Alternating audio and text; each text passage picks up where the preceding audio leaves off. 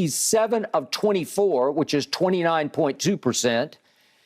And he's 1 of 5 from 3 in the combined second halves. And he's a minus 30 in plus minus in those 2 second halves.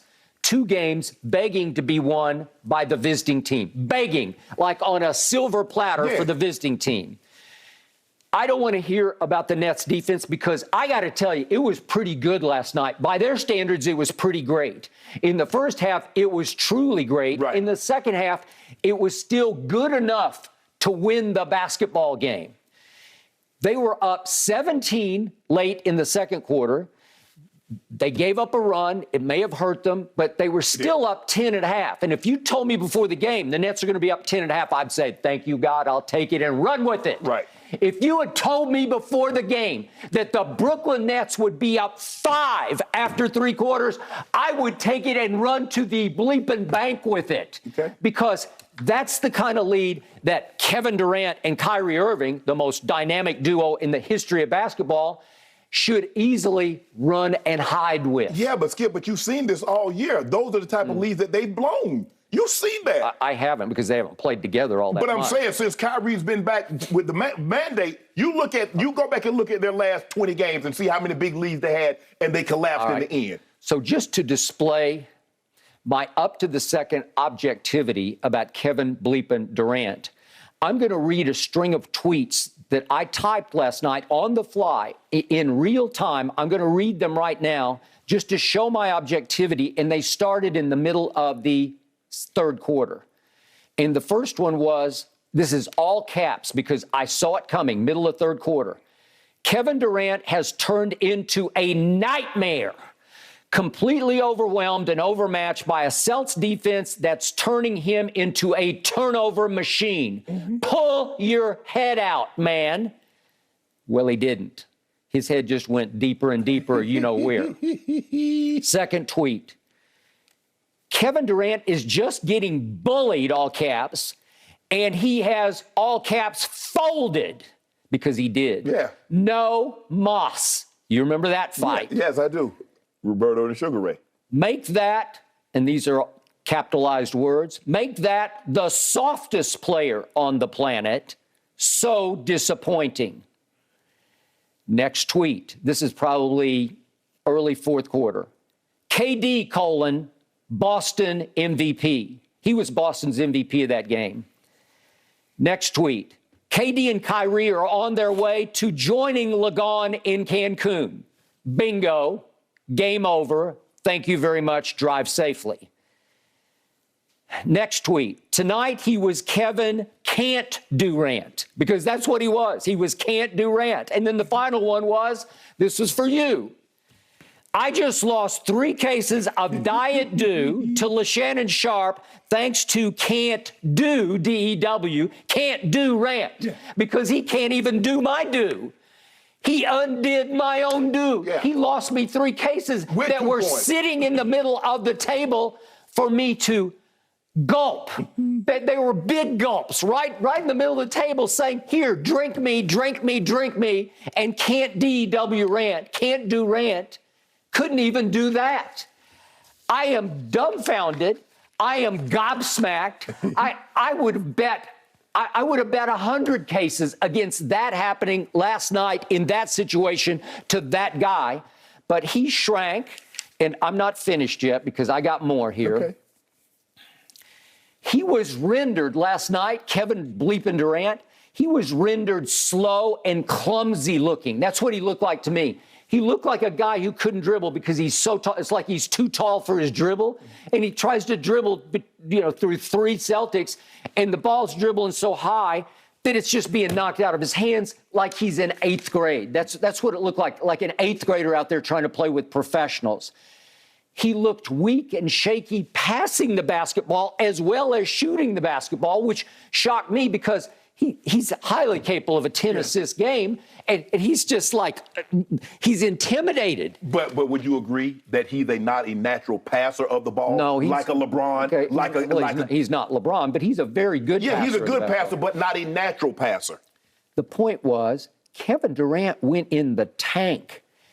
They destroyed his confidence in the middle of the third quarter, And then in the fourth quarter, and I never say this, I don't know if I've ever said this on this show, they took his heart. They just snatched it right out of his carcass. What? They took his heart away. Best player on the planet because he had nothing left. There was no more backbone left. He was a jellyfish in the fourth quarter. I've never seen anything like it. He shot shots like he knew they were going to miss. That's what he looked like. Every time he went up, it's like his hands are shaking. Yeah. It was like LeBron at the late game free throw line, like his hands are shaking. You don't need to mention LeBron. LeBron he's LeBron. Yeah, okay, so why are you bringing him up? This is about Kevin Durant and how he fell in epic proportions last night. And I'll throw this in. Kyrie wasn't much better, but the better player is obviously Kevin Durant. Yes. So the bulk of the blame is laid at his feet. Right. He's 7 feet tall. He's a 7-foot monster. His shot, you would think, was unblockable unless he goes up so tentatively, so softly that Jason Tatum blocked it a couple of times last night, but one in the fourth quarter that just knocked me over. And I give it up to Jason Tatum. He played some hellacious defense. It was all about his heart. He had big heart. Kevin Durant had no heart. Jason Tatum was all over him, and to your point, it's cornerback mentality because he knows he's got help. Yeah. But still, Jason Tatum mirrored every move that KD made with the basketball.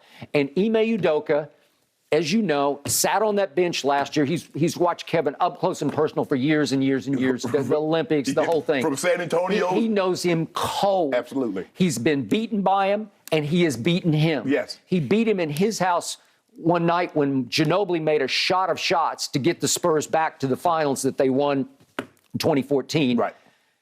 By a record finals margin against LeBron and company. But it took them at least keeping Kevin to a low roar in that game and Westbrook to a low roar for them to steal that game in the end because Ginobili made a big three. But they know how, Ime knows how, that you have to get up into him, you get physical with him, and you play football, basketball with him, and the refs pretty much let him get away with it, except he did go to the free throw line 20 times. Yeah. And, of course, he made 18. But you know when he really went in the tank, when I knew he was just psychologically cooked, was when midway through let me get the time exactly.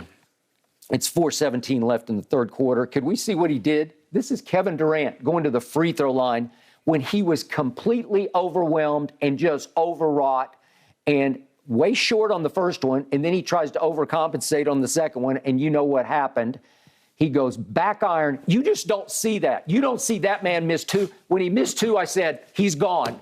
He's over and he is out because they have snatched his heart and his psyche and what's left of his confidence. He was absolutely done. I didn't think it was possible to do that to that man on any stage under any circumstance because nobody has ever done that to him. Nobody. It's never been close to that. Well, here's the thing, Skip. The reason why nobody is hard for them to do is because nobody's had this level of athlete. When you look at Jaylen Brown, you look at Jason Tatum, you look at Marcus Smart, you look at Al Horford, you look at Daniel Tice, guys that have length. Now, although Marcus Smart is not as tall as the aforementioned guys, he's a body.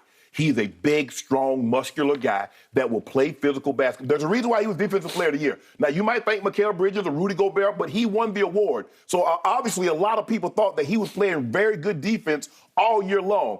He can get up under him. He plays up under him. But he knows, like you said, I got help behind me. Al Horford is coming from somewhere. JT, JB, they're coming from somewhere. Tice is coming from somewhere.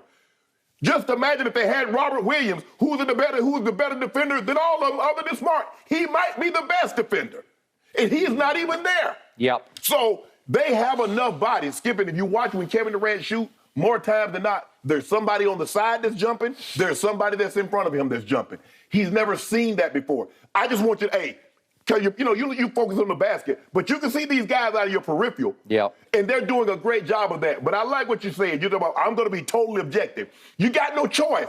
You're the guy that they caught in the bank vault at 3 a.m. and he tells the cops, yeah, I was stealing money. You got no choice. We got you dead to right. You got no choice but to say Kevin Durant laid the egg because everybody saw it. 4 of 17, another 6 turnovers, minus 19 in the second half.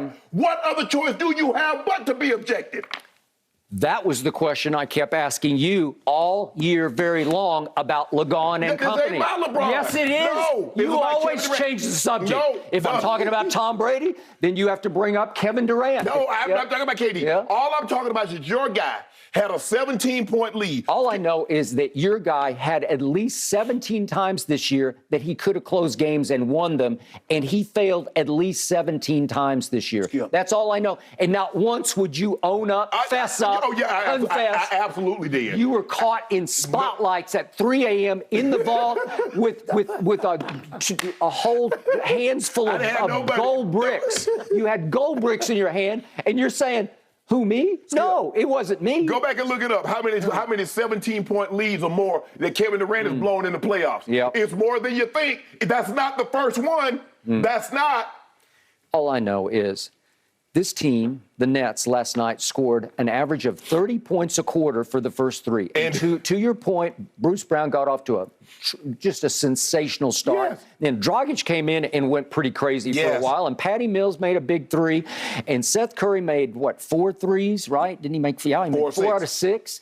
And Claxton had a couple of blocks. And Big Penguin had a couple of blocks and 3 steals.